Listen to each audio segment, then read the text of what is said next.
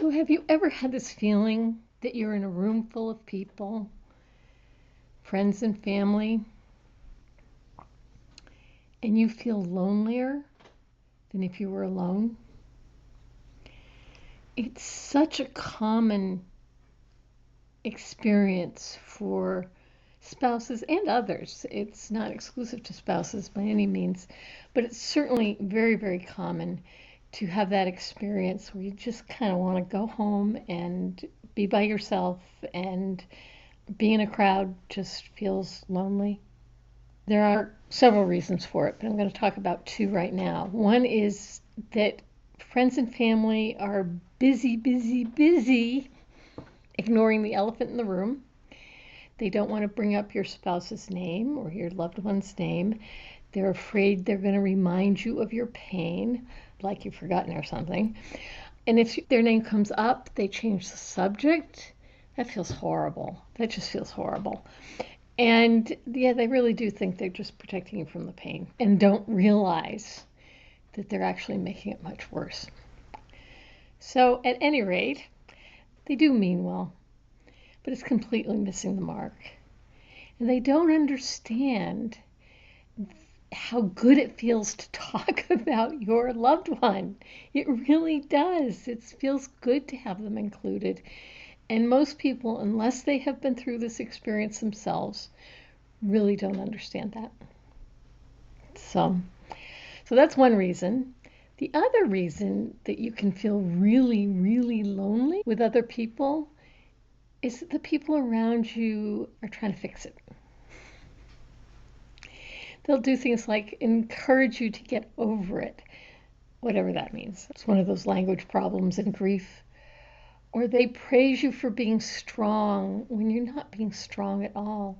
You just don't feel entirely safe sharing your pain with them. And that's the truth of the matter.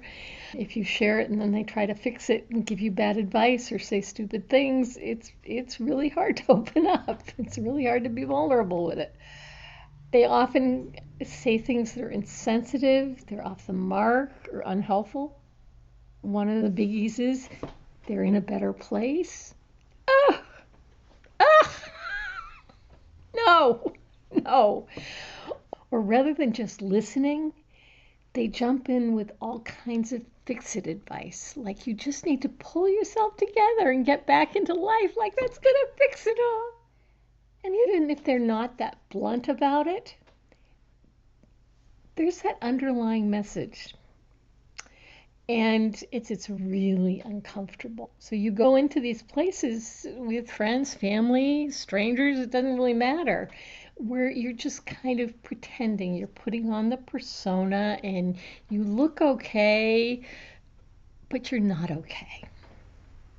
And that just feels horrible. It really does.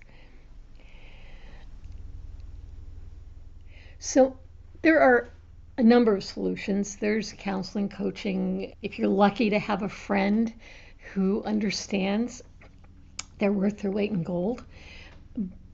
But it's a lot to just have one person. Your grief is so big. It's so big, right? One person has trouble holding it. So what I really recommend, my number one go-to, is to find a support group, one that is well facilitated, and where you can be with people who really understand what you're going through. They really get it. They're not going to try to make nice and make you feel better, and they're just going to listen compassionately and share their stories too. And you know what I often see are people sitting around the table, one person sharing and all the heads are going like this. They get it. They totally get it. It feels so safe. It feels safe. It's a little nerve-wracking at first. It is. I'll give you that. You don't know what you're going to get. But it doesn't take long to break down those barriers and to be with a group of people without any shame, without any judgment, because everyone understands. Everyone gets it. You'll never have to explain your grief. Not when you're in a group. and they know and understand that grief is messy and complicated, and they're okay with that. Imagine that. So if you're tired of feeling so alone with your grief because no one understands, or they're trying to fix it, or they don't want to mention it, I would really encourage you to find a support group. Now, I run one. I run it on Zoom, so no matter where you are really in the world, you could join the group. We meet on Zoom twice a month, and it's a group that's been going on for years now, almost 10 years now. People come and go as they need, but it's a good group. But it doesn't have to be my group. My point is, I would encourage you to find a group. If you prefer an in-person group, you can certainly call your local hospice. The bereavement coordinator at that hospice should know where all of the groups in the area are. Every once in a while, back when I was in hospice, we would compile somebody would compile a list of all the groups in the area. So bereavement coordinators are a good place to go. Clergy can have that list as well, or a list. They'll know where the good ones are.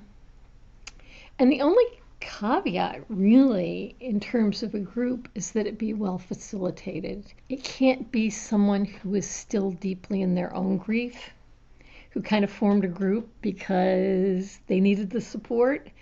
That doesn't work. It doesn't work. I remember a friend of mine telling me about going to a group with somebody. Her daughter had died, and she went to a group, and the facilitator had lost a child like 9 years before, and was still very deep within their grief. And I grant you, child loss is horrible. No other way to, it's horrible. But she was basically in there saying, "You're never going to get over it. You're never going to get over it," which actually isn't true. It's much more nuanced than that. You don't go back to who you were before, but you do move through the grief and create a life worth living. So I would encourage you, if you're interested in the group, you can go to griefheals.com/group. If I can figure out how to put it and at the end of this video, I will. It will be in the description, so you can find it there. And yeah, hopefully you might see you. And if not, go look for one. Find one near where you are. Okay? You take care. Bye-bye.